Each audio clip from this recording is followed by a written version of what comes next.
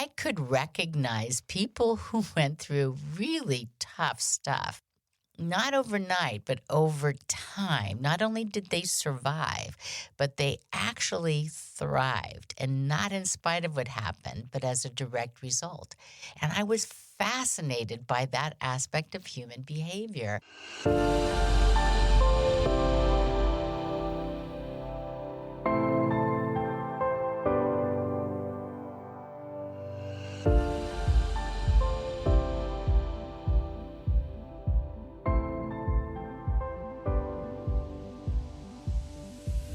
Welcome to Imperfect Heart, a place for you to join me, Jeff Holden, in conversations, discussions, and dialogue about our hearts and the impact myocardial bridges have on them. We'll talk with healthcare professionals, those in related fields that support our condition, and others just like us with stories of their myocardial bridge experiences. It's my intention for this content to inform, educate, entertain, and even motivate or inspire you in your personal journey on dealing with a myocardial bridge. Most importantly is to have you leave each episode with hope, knowing you're not alone and that what you're experiencing is real. Dr. Joyce Mikal-Flynn is a professor in the School of Nursing at California State University, Sacramento. She received her Doctorate of Education from St. Mary's College and Master's of Science in Nursing from Sacramento State, focusing on trauma-informed care with an emphasis on building resilience and post-traumatic growth, or PTG. She developed the word Metahabilitation to describe a more optimistic and productive outcome in the aftermath of trauma, and her research provided a strengths-based clinical pathway guiding individuals toward post-traumatic growth. Her postdoctoral research focused on how traumatic experiences also build resilience and bring forth post-traumatic growth in secondary and vicarious trauma survivors as well as communities. Along with the course she created at Sacramento State, Traumatology, an Introduction to Post-Traumatic Growth, she continues to research, lecture, and directly apply metahabilitation in a variety of rehabilitation and recovery settings. In July of 1990, she experienced a traumatic event that changed the course of her life. Welcome to my dear friend, professor, author, podcaster, Dr. Joyce Mikal-Flynn. Hey, Jeff, super great to be here. Thanks for inviting me. It's great to have you. You know, I'd like if you could walk us through something significant happened to you in July 33 years ago. Mm-hmm. And it's certainly something I've never heard before, and I doubt very many of our listeners, if any of them, have heard anything like this before. So if you would start with what was going on, what happened, and then we'll progress from there. Well, it's kind of interesting because I don't really have a specific memory of that day. I have some retrograde amnesia, but this is what I was told happened, and this is what happened in the aftermath. But that is, when my life changed. My life was never going to be the same. My husband and I have 3 children. 2 of them at the time were on a swim team. There was a huge championship swim meet. And so I kind of remember going out to dinner with some friends on Friday night. I don't really remember much over the weekend, but I do just vaguely remember on Sunday, because it was a weekend-long meet. Mm-hmm. So I do remember on Sunday somebody announcing that they were going to have a fun adult relay before they finished the whole conclusion of the events and let all the other swimmers swim. So I grabbed my husband, I grabbed a couple friends, and I'm very competitive. I'm a marathon runner. I was doing a lot of triathloning, so I was swimming a lot. And I said, come on, we're going to swim this and we're going to win this. And I'm the fastest, so I'm going to swim the last leg of the event. So that's what I sort of remember and I was told happened. So we got in the pool to swim. I did swim the last leg of the event. It ended up at the side of the pool that was 13 feet deep. And so I have zero memory, but I was told the timer asked if I needed help out. I said, no, I'm fine. And something happened, and I just sunk to the bottom of the pool. Well, there was a couple of people there. They realized I wasn't surfacing. My husband dove to the bottom of the pool, got me to the side. Luckily, because there were a lot of children there were a lot of parents there. And very luckily, some of those parents, one was an ER doc, one was a cardiac nurse specialist, one was a respiratory doc, whatever. And so I received really good CPR at poolside. So I was told later, over 20 minutes of CPR at poolside. There is a field close to that. They landed a helicopter in the football field close to this place. And I was life flighted to University of California, Davis Medical Center. I was told my heart stopped again in the helicopter. They got it going. And that's when I did land at UC Davis in an ICU on a respirator. And that's the life I knew changed. So there was definitely a before and an after. Not only the life I knew, but the life then my husband would know and my children would know. I mean, things changed. Because I was super, I was already a nurse practitioner at the time. So I worked part-time, very engaged in our children's life, very much, I got this. Just a really active, busy, healthy person. And when this happened, it just really threw me for a loop. And you're speaking to so many of our listeners right now who are in that exact same space, who maybe haven't had the same episode that you had, because your heart stopped several times. In essence, you died. Oh, yeah. I was without respirations and a heartbeat while they were doing the CPR. So, yeah, it was very surprising that I actually survived all this. And actually, as one of the doctors told me one time when they were trying to figure out exactly what happened, because I went through all the tests you could go through. I went through just multiple tests. Nobody could really identify what was the causing factor of this. And I remember going to see a doctor by Stanford, a cardiologist, Roger Winkle, and he was sort of the guru of electrophysiology aspects of the heart. Mm-hmm. And I remember sitting with him, and the first thing he said to me is, well, I got a couple of things to say. Number one, you are the luckiest person I've ever seen. I've never seen anybody who had that much CPR, who A, is alive, and B, sitting up here talking to me. B, your life has changed. Mm-hmm. Your life has changed forever. And there's decisions about how you are going to live your life. And those are your decisions. And then he just kind of gave me some ideas about what I could do, best ways to strategize around this and to get back into life. And yeah, it was pretty overwhelming. For many of us, we have some indication, we have some symptoms, something's going on, we know it's wrong, which obviously creates stress and in some cases trauma. You have a heart attack, that's a traumatic event.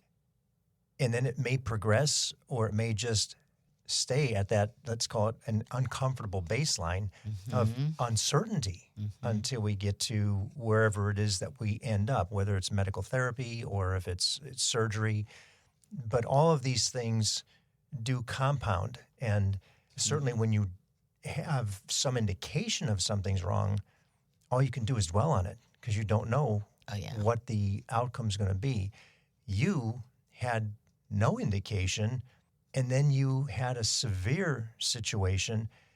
And in the immediate post of that, because you didn't have any surgery, you didn't have anything corrective because they didn't know what went wrong. Right. You just ended up in the hospital, something happened, and then they said, okay, you seem better, go home. Well, there was a couple of things I want to do, and I do want to underscore that, maybe obviously I didn't realize what was happening before, but in the aftermath, believe me, I thought about it all the time. I'm sure. All the time. Could it happen again? Could 100%. I walk down the street? Constantly was like, what if this happens again? What if this happens again? And I'll kind of get into that in a bit, but also this notion of, I was so active. I don't smoke, didn't drink, very, very active. And I remember just feeling like, I can't believe my body let me down. I had taken such good care of myself. I cannot believe my body let me down. And I was angry kind of about that for sure. The other thing too is trying to get back into life, you are looking at, well, what can I do? What's safe, what's not safe? Because I am a runner. And that running and that triathloning, that wasn't just that was a social thing for me. That was my mental health. There was so many things that those activities did for me. And for somebody, especially right after this happened, several doctors just, oh, you can never do that again. Because when I would ask, when can I run again? You'll never run again. When can I? You'll never do that again. And I remember saying to this doctor, you need to stop doing that. You need to stop telling me what I can't do. You need to tell me what I can do. You need to ask me what I want to do. And our job is to get me there. Now, they did want to they wanted to put in an implantable defibrillator. Sure.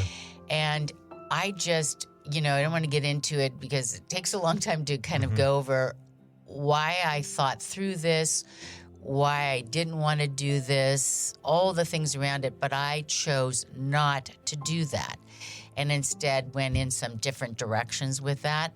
But I remember doctors literally being angry with me for not doing that. But it just didn't fit with me that I wanted something like that inside. So I did some medication for a while, a beta blocker, and then luckily my husband and I found a cardiologist, fabulous cardiologist, Dr. Dan Van Hammersveld, who's a runner. And he said, okay, let's all calm down, relax, we'll get you back on there, but let's start this way. And he sent me to cardiac rehab, which I clearly was the youngest person there. I was only 35. So I was clearly but I cannot tell you how fabulous that was. Build confidence and you felt camaraderie. Support. And totally.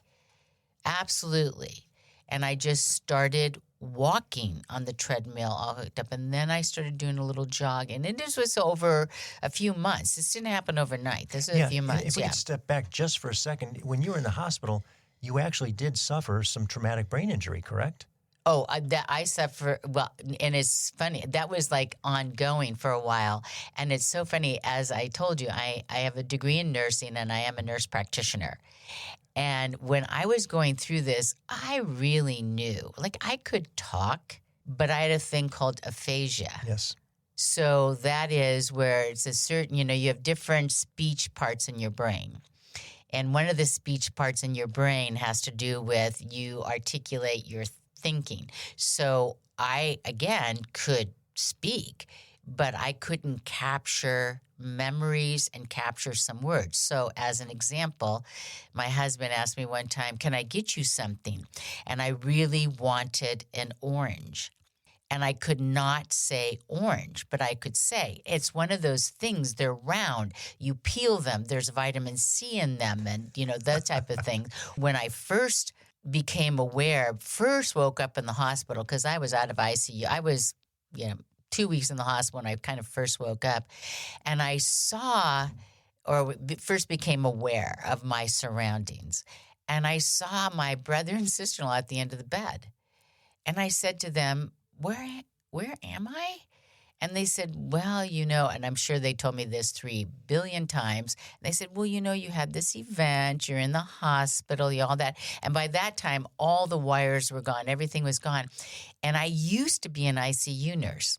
And I pulled my gown and I didn't see any burns. I go, no, that couldn't happen. No, that happened. And then they said, can we get you something?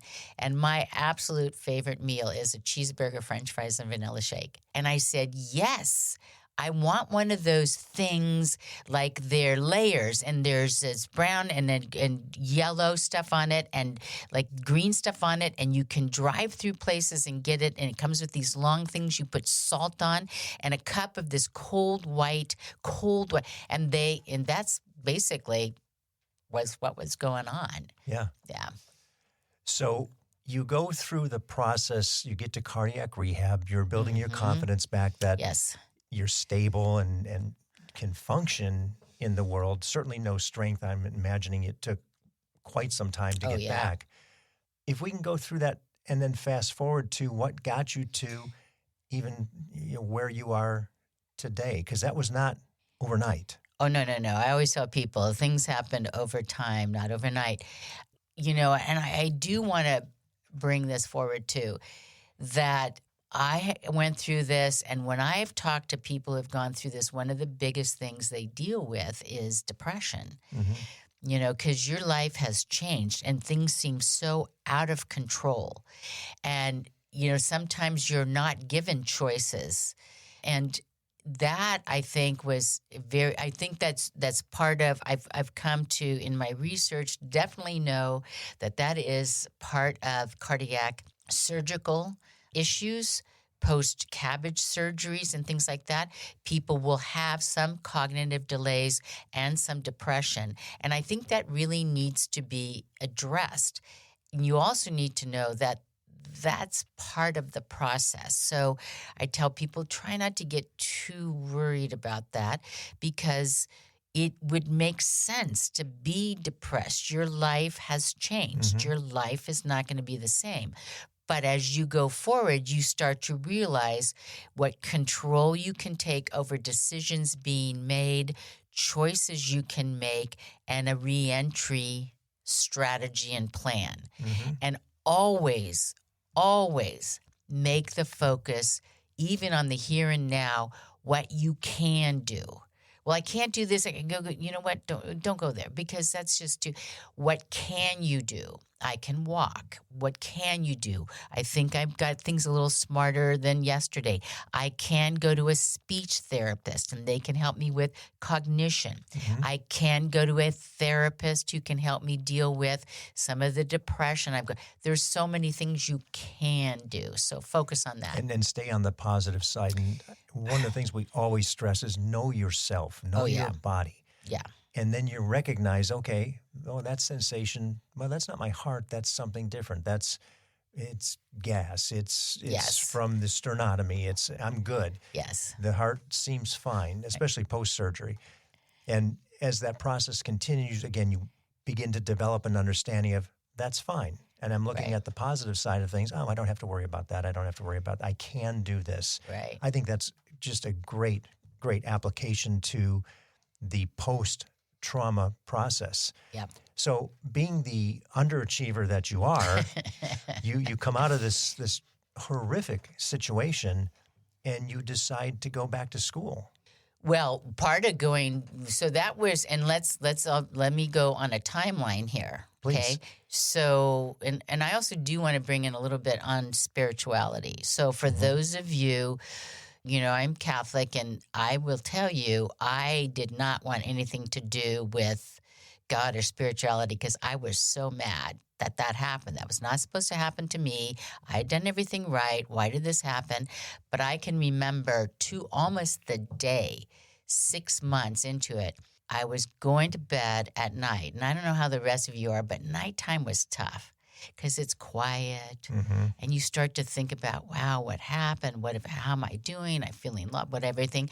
And I really had a moment where I just literally, takes you to your knees, and you just beg God, I can't live with this anger, this depression, this frustration. You have to take this away, and I got to move on in life. And I went to bed, slept great, and those feelings really never came back. But I think a lot of times, one of the things that we know that is helpful is a spiritual life. And Higher power. Kind of getting back into that. But again, at first, I wasn't into it. I was mad. And that, again, takes some time. So after I consistently started getting better, I did some, like I said, speech therapy, cardiac therapy. I was a nurse practitioner. I'd gotten my degree at UC Davis. I went back to the faculty at UC Davis, and I asked them, can I sit in class again? Can I just sit in class and listen? So you could resorb what you already knew. Totally got back into that. I have one of my best friends, Dr. Dan Fields, and I were in co-practice. He brought me back in, and so gently, I started seeing patients again. Really simple things. He walked me through. We went through. So it was a process. So after about 2 years, I was feeling much better. much better. And I thought, if I really want to get my brain back, I should go back to school. That's it. I'll go back to school. So I live very close to Sacramento State University. They have a school of nursing there. They had a master's degree you could earn there. So I went back to Sac State and earned my master's. And I was very interested in looking at had other people who had gone through death events or sudden death events and survived. Had they gone through, again, like I said, the depression, the anxiety, the fear, the anger, all that, spiritual shift, all that. So I got my master's, and that was my master's thesis, was to look at that. And I started seeing patterns in people. But one of the things I started seeing in terms of patterns was not only in the research I did, but also when I was seeing patients as a nurse practitioner, I could recognize people who went through really tough stuff. Not overnight, but over time. Not only did they survive, but they actually thrived, and not in spite of what happened, but as a direct result. And I was fascinated by that aspect of human behavior. So when our children got older and a couple went to college and our last one was gone, I thought, you know what? I really want to study this in earnest. I'm going to attach a degree to it. So I went back to get my doctorate. Keeping in mind, we're only a couple years out of an incredibly traumatic event. To rebuild, you're in your late 30s now. Right. Well, I was probably, by that time, I was in my early 40s. The other thing, too, is I was teaching at this one university part-time. And I had some really cool colleagues. And lots of times we were just bouncing around ideas about patients and behaviors, and we'd talk about what happened to me. And I kept saying, there's something beyond rehab. There's something beyond. People go way beyond rehab. They go way beyond and they don't look the same. They don't even sound the same. They're better. And so in spite of the trauma. Oh, it's a direct result of it. Yeah, it's a direct result of it.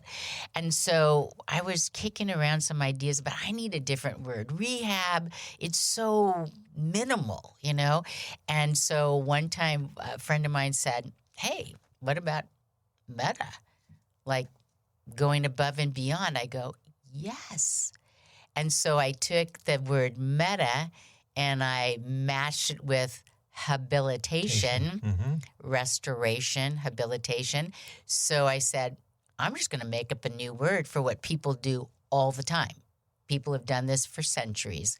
They metahabilitate. They go above and beyond restoration.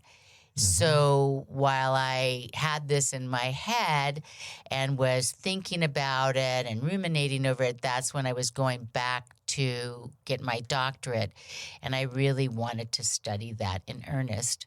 So it took me 5 years. I was in doctoral studies for 5 years, finished my dissertation. And my dissertation was specifically looking at the notion of Metahab, what is behind it, how I had the greatest dissertation chair, Dr. Dean Elias.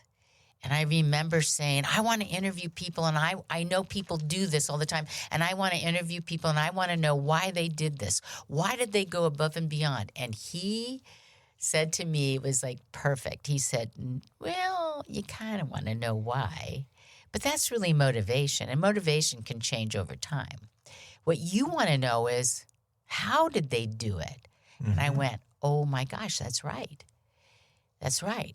So I had very open-ended interviews with people who had gone through, gentlemen who'd gone through concentration camps in Nazi Germany and had immigrated to finally England and then to the U.S. and had a life here. And, a young guy who had a spinal cord injury. He was playing rugby at UC Berkeley and coming back from that, and a woman who had had breast cancer in her early 30s with really tough stuff. And so I not only asked them about their event and the aftermath and kind of just let them talk about it, but I also looked a little bit into their background. who were their family, how did they grow up, that kind of stuff, which was super interesting. But as I was listening to story after story or experience after experience, I started recognizing they didn't do this in a haphazard way. You could really identify a system here. They kind of went through this, and then they did that, and then they came So out. there's a repetitive pattern with each one of them. You really, when you start to listen, you could see they did this and it is over time, but 100% you could see how they moved through, and one thing organically almost led to another stage and those types of things. So chatting with a colleague of mine at Sac State, Dr. Louise Timmer, I was telling her about that. And she goes, you know what?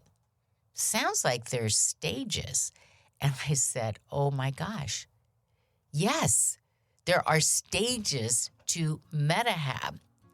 So I went back into my research, went back into behavioral science, went back into cognitive behavioral therapy, went back into all that, and I clearly identified 6 stages of Metahab.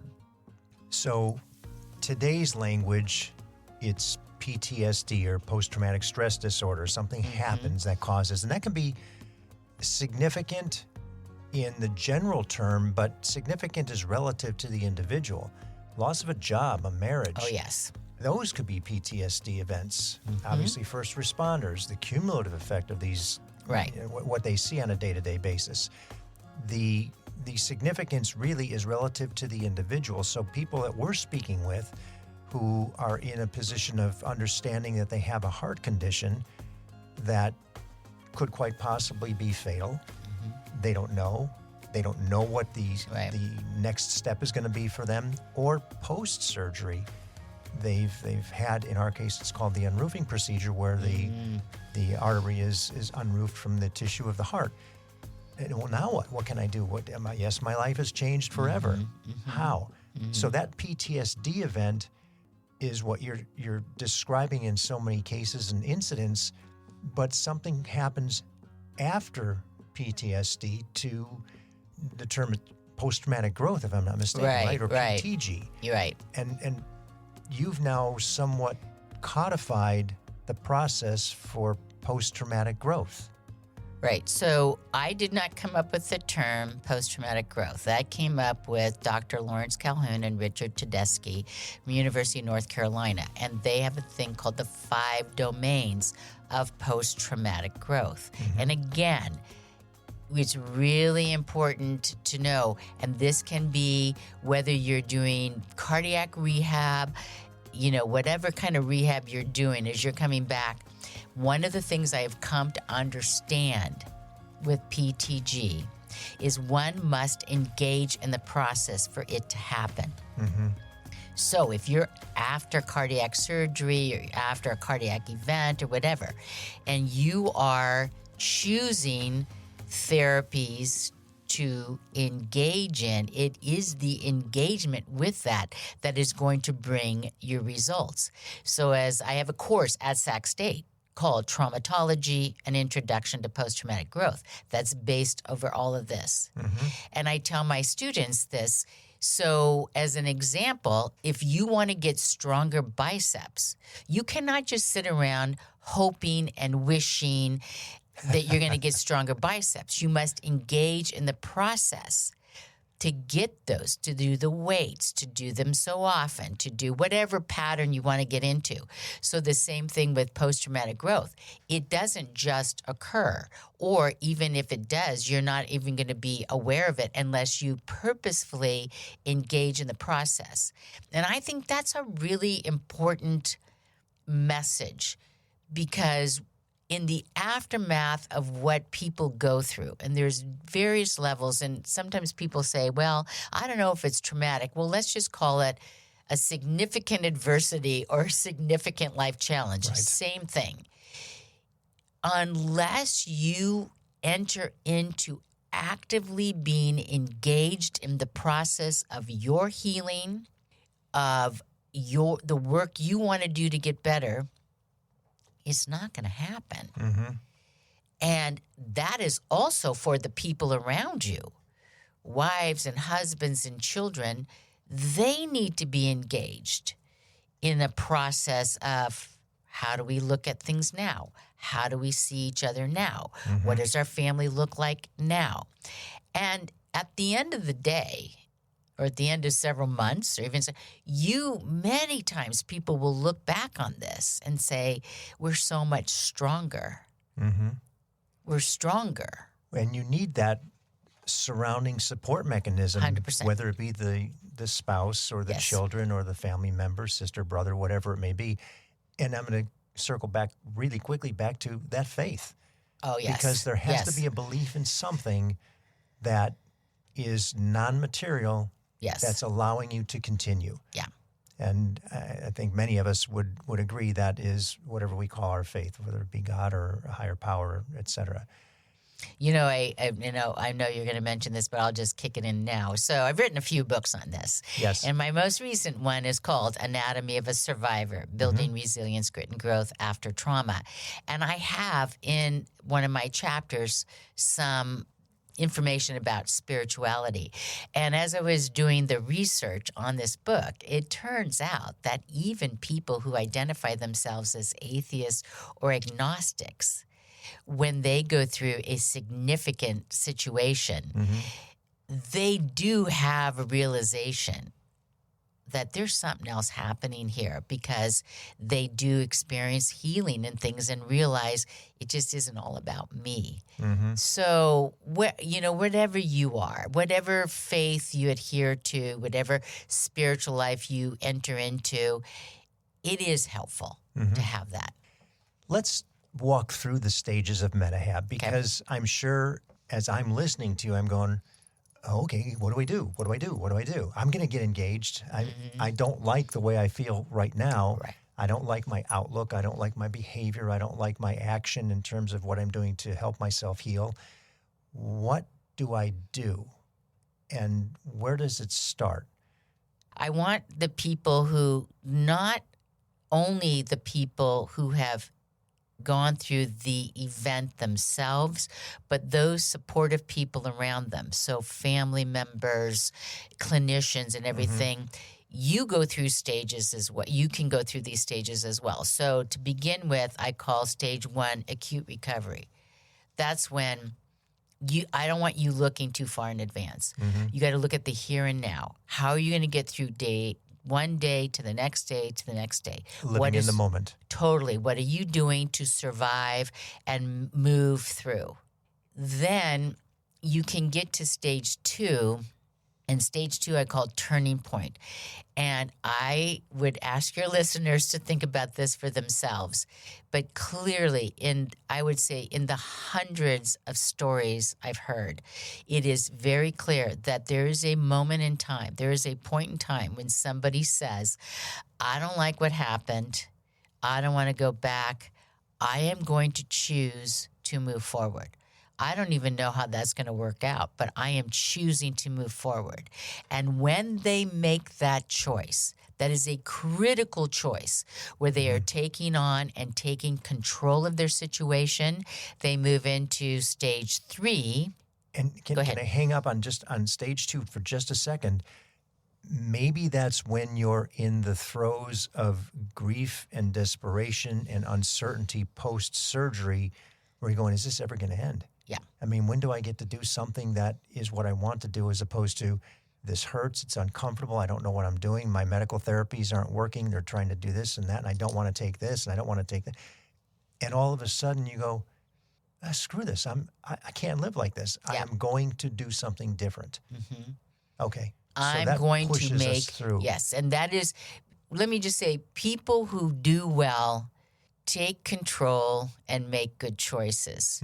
This is the first part of taking control and making choices. Again, don't look too far in the future. Just look at what's happening in the here and now. Another thing that's super important to look at is, I bet those of you who have had a cardiac event and your families, this isn't the first challenge you've ever been faced with. Bet you've had other challenges before. So I always like to tell people, look at how you handled those in the past. Bring those strategies forward as well. And if those strategies didn't work for you in the past, don't repeat them. Oh, yeah. Only go with strategies that work. We don't want to fix anything. We just want to go with what works. Yeah. We don't want to, you've got enough energy going someplace. So then you get to stage 3, which is focus on treatments. And that's complementary or traditional treatments, whatever you are finding. Cardiac rehab. All those therapies, exercise physiologist, a coach, medications, work well with your, physicians. Care providers, yeah. All that, be clear, I'm doing this and I want to do this and I'll do this and, work with them, collaborate. And there's just so many things that you can do. Then stage 4, stage 3, that treatment time, super busy because people you love are helping you out with that. And that's a busy time. Stage 4 is like, take a break. It's reflect. Acceptance, adaptation, a time for reflection. Mm-hmm. You got to just sometimes sit down and go, wow, what did this all mean? Where am I at now? Where do I want to go? How am I going to make this work? You really need to take some time out, and people do that in a variety of ways. It can be going out for a walk every day for 30 minutes. You could go on a short vacation. You could go to your best coffee shop. There's lots of ways you can do it, but you got to just take some time and let this settle. Recognizing your accomplishment, so to speak. Wonderful. I've done this. I've come this far from where I started. The thing that I keep thinking about as you're saying this, and I'm reflecting on both my situation and others that I've spoken with, is this is the point, I think, where somewhere along the line you realize maybe this didn't happen to me, but it really happened for me. Oh, nice word. Nice, Jeff. Yeah. And I have to figure this out. I'm here. I'm improving. Let me figure it out and really dwell on it for a minute and breathe it all in. Right. This is very, meaning making. What is the meaning of this? What do I know now that I didn't know before? Right. What am I seeing now? How are, those types of things? What do I need to do to even get better at this? And so there's a lot of, thinking. And once you kind of contemplated that, you get back into life. You do something. Mm-hmm. Now, here's the kicker.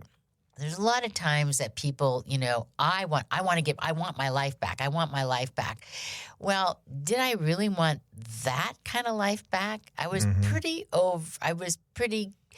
I was missing a lot because I was too focused on getting stuff done and being this and being the woman who did the try. And your mom and the athlete. All that. And when I kind of slowed down, what I realized that there's a lot of people around me, including my children, who knew how to do things pretty well. I did not need to micromanage everybody. That was taken away from me because I was too exhausted. And I remember thinking, wow, people can do pretty good stuff on their own. I don't need to do that. And it was much more relaxing and a better way to have a relationship with that. Also, I have talked to so many people who wanted to go back to their job or whatever, and for whatever reason, that door closed. But a very interesting, very more fulfilling other door opened up. Mm-hmm. And again, this is not overnight, this is over time. But in some way, you get back into being a productive, purposeful person. Mm-hmm. Then stage 6 is what I call taking on the future. That's Metahab. That's when you've really incorporated this process into you, and you actually use it all the time. You go through the stages in your mind. You go through them fast or slow or whatever.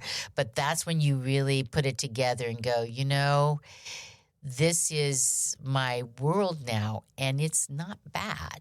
It's pretty cool. I see a lot now that I didn't see before. It's tough because especially when you're going through some cardiac stuff, you want the life I want it precisely the way it was. Even if that's not there, you have made a new life. And you have, in that new life, you have identified and really seen, you've got to the essence of. And it's a beautiful place to be because you really, everything you can do is an appreciation and a gratitude. And it's like a pretty cool place to be. When I think also, depending on where this occurrence happens in your life, at what age, what stage of life you're in, changes the way that it affects you. For me, it was at 65 years old. So I had lived and raised my kids and sent them off to school and seen one of four get married. And it was an accomplishment that was very different than when I look forward post-surgery. Certainly I want to be around to see them all get married and have their children, our grandchildren. But it's very different in the perspective. If you're 30-something, we've had guests on the program who are in their 30s, and it's changed their life. And in some ways, I think what a beautiful perspective to have so young, to know at that age that a lot of the stuff that I thought was important wasn't. Yeah. It just took me a little longer to figure it all out. They can experience that at a much earlier age, whether it be job or wealth or whatever you're trying to create. And the ability to see it as a process and understand it. And I think that's what's so significant for those of us who have either been stuck in a place or, as I talk with people, knowing where they are in their sense of fear of the uncertainty and the unknown, still carrying the trauma of what happened. Just so many things that they have yet to go through that if they don't have a process or a structure or some discipline to it, it's uncertain. Right. And there is no time frame and no expectation because they don't know what the next step is. But how beautiful to be able to look at a program like Metahab and say, oh, I'm there. Now I'm in stage 2. I get it. I know what that's like. Now 3, 4, 5, and all the way to 6 with reintegration, which is the ability to now get back into the life that you are making as a result of whatever your situation is. Right. I really look at stage 6 too. Like I said, I'll just go to my daughter makes really good chocolate chip cookies. Okay. And she went through process to figure out what are the best ways to make that. And she goes through stages with that. Well, now she's landed on, and it's the best. And so that is integrated into her. When she makes chocolate chip cookies, she always goes through this precise process with these precise ingredients and all that. That's Metahab, where you have developed a mindset and a process that when you are dealing with an irritation, a challenge or whatever, you go, oh, I go back and I work the problem. I apply it and I work the problem. It's funny when you said it, being younger, I remember some of my friends, as I was going, even months afterwards, said to me, I noticed that you were a lot calmer after all of this. I've seen you're not so intense. I noticed that about you. And it certainly, when I think about being less intense, it certainly didn't mean that I didn't achieve things after.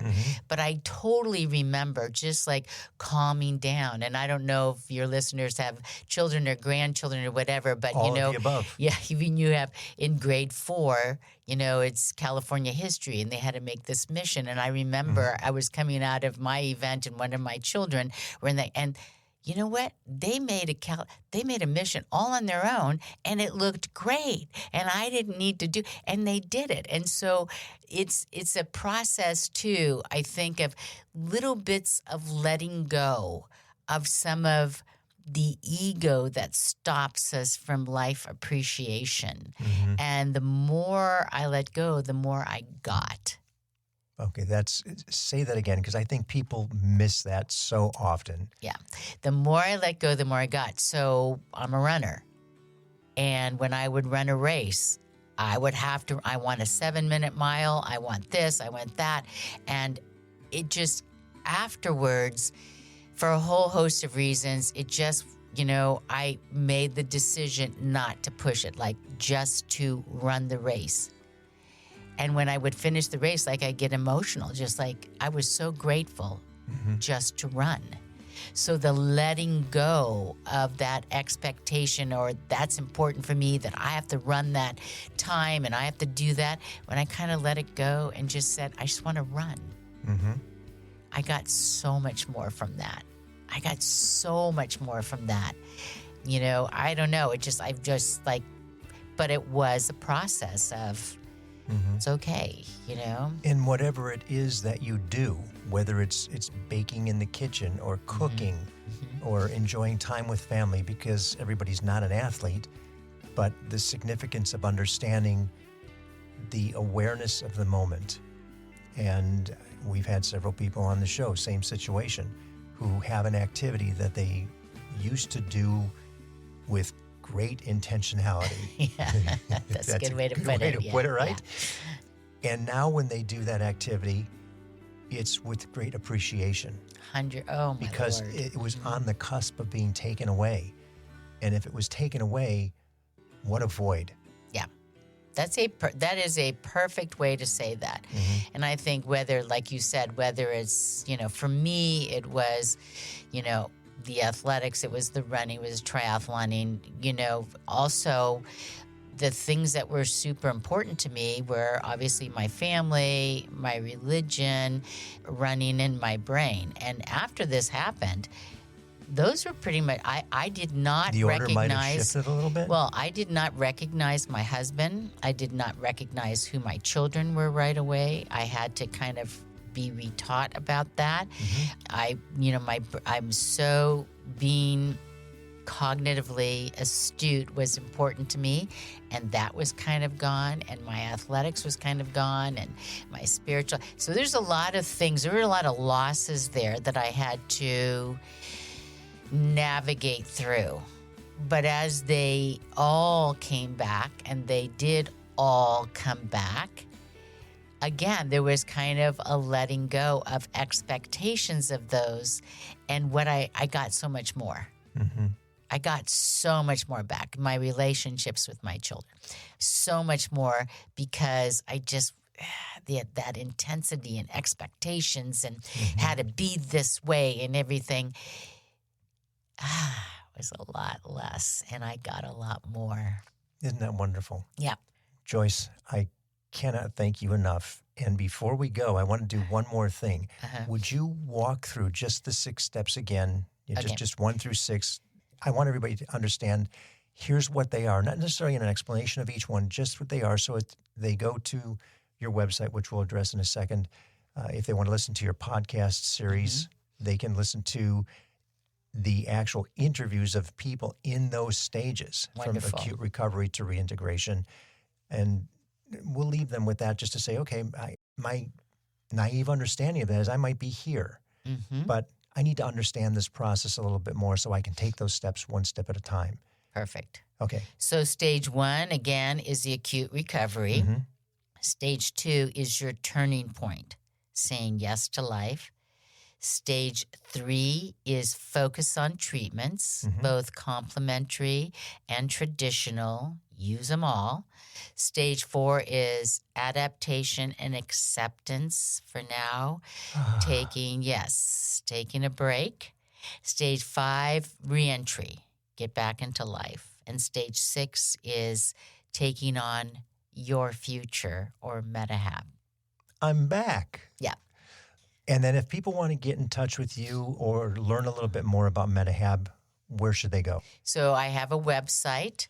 You can get to it through 2 ways. You can so my name's Dr. Joyce Mikal-Flynn. So you can go DRJMF. So DRJMF. You can even go www.metahab.com. It'll come up with that. Okay. I'm pretty robust on Instagram. So at dr.jmf, you can find me on Instagram and things I post.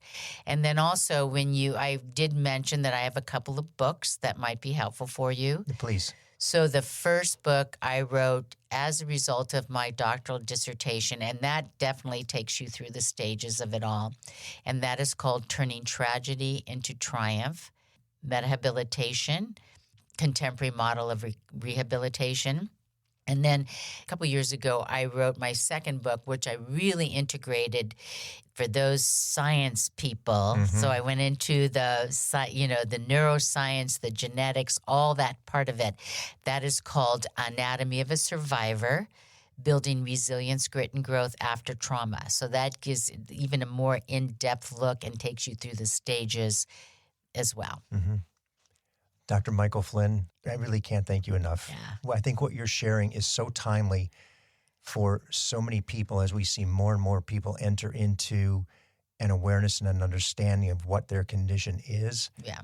And they're afraid. Oh, yes. And they need steps and processes and support to know that what they're going through is not novel. They're not the only person that's been through it. And secondly, that there is something and a return at the end by going through the steps properly. Oh, yeah. This is something that can be I love how you talk about the fear of going through that. Just because people overcome, move on, or whatever way you want to put it, doesn't mean they don't have fear. They have 100%. Right. It just means they have learned some management strategies. And again, I cannot emphasize taking control and making good choices. So I'm going to steal two lines that I know you use. One I'm going to say, and you're going to say the next, and you'll know exactly what I mean. The first one that I love, it's not going to happen overnight, but over time. And the other one is... Oh, you got this. Yes. You got this. Oh, that's a great yes. That's in my book over and over again. Yes, because people, we do have the capacity built into us emotionally, spiritually, and intellectually and physically to take care of us. So engage with those processes because you got this. And I've run that through my head so many times. Yeah, that's awesome. Dr. Mikal-Flynn, thank you. Thanks, Jeff. Thank you for listening to Imperfect Heart. It's my hope that this information helped in some way to improve your situation or will help you better understand this condition. More importantly, that it gives you hope through stories that there is help and you most certainly are not alone. If you've been diagnosed with a myocardial bridge, please be sure to join the private Facebook group, Myocardial Bridge Support Group. For more information about our program or to reach me directly, visit the website, myimperfectheart.com. If you like what you heard today, please give a positive review, thumbs up, high five, whatever your app likes. And be sure to share with everyone important to you so they understand what it is you're dealing with. Please subscribe as well. Welcome each day with gratitude and positivity.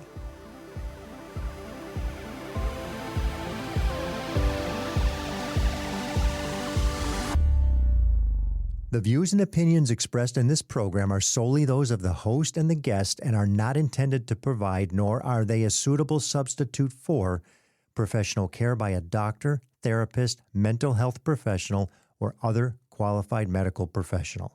Imperfect Heart is a production of Hear Me Now Studio.